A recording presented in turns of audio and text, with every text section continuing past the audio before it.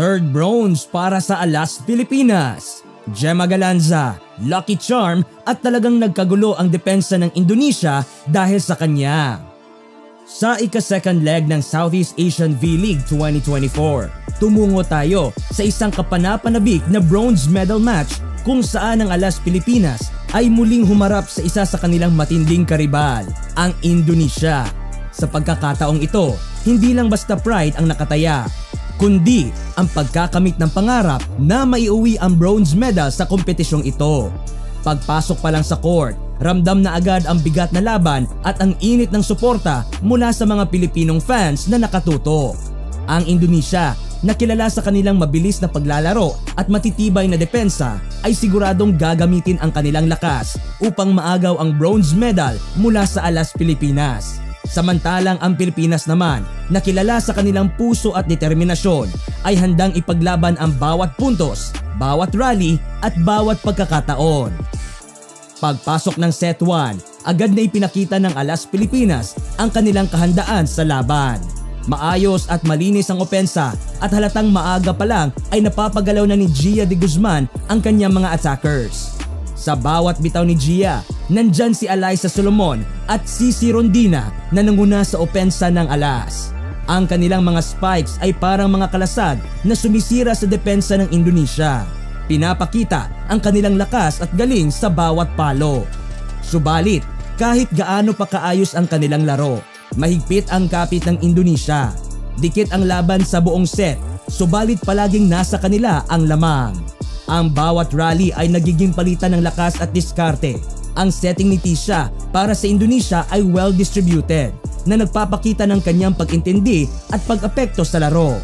Impressive din ang kanyang connection, lalo na sa kanyang mga middle blockers, na siyang nagbigay ng dagdag pressure sa depensa ng Alas Pilipinas. Patuloy ang dikdikan na laban at walang gustong magbigay. Ang bawat puntos ay nagiging labanan ng lakas, galing at puso. Pero sa kabila ng lahat ng effort at pagsisikap, sa huli, ang Indonesia pa rin ang nanaig. At tuluyang tinapos ang set 1 sa score na 25-20. Pagpasok ng set 2, ramdam ang pressure na kailangang makabawi ng Alas Pilipinas matapos silang matalo sa unang set.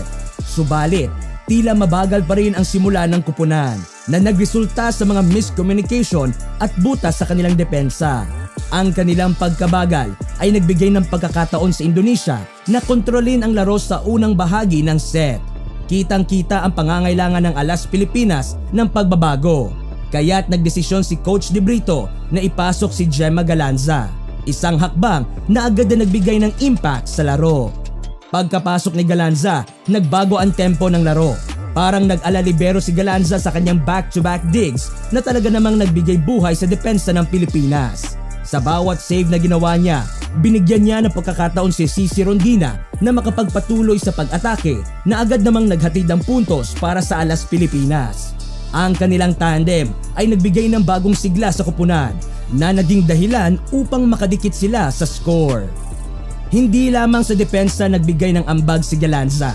Sa isang crucial moment, umiscore siya gamit ang isang malambot na soft touch na nagresulta sa pagkabanggaan ng dalawang defenders ng Indonesia. Ang eksenang ito ang nagmarka sa isang mahalagang punto sa laro, isang pagkakataon na nagbukas ng momentum para sa Alas Pilipinas. Habang patuloy ang solidong depensa ni Galanza, si Rondina naman ay umarangkada sa opensa, na nagbigay daan sa Alas Pilipinas na makuha ang kalamangan. Hindi lang hanggang doon ang kontribusyon ni Galanza. Sa bawat dig, spike at hustle, ipinakita niya ang kanyang determinasyon na ibalik ang Alas Pilipinas sa laro. Sa pagtatapos ng set, si Galanza rin ang naging susi upang makuha nila ang panalo sa set 2 sa score na 25-20. Ang kanilang pagpasok ay nagdala ng bagong pag-asa at mas pinalakas na kumpiyansa para sa Alas Pilipinas, na ngayon ay nakabangon na mula sa kanilang pagkatalo sa unang set. Sa huling bahagi ng laban, nangibabaw ang consistency ng Alas Pilipinas sa parehong opensa at depensa. Ang kanilang matyagang pagbuo ng plays at mahusay na ball distribution ni Gia de Guzman ay nagbigay daan upang makakuha sila ng mahalagang puntos sa crucial moments. Ang pagkakaisa ng team, lalo na ang resilience nila sa bawat rally, ay naging susi upang maipanalo nila ang laban.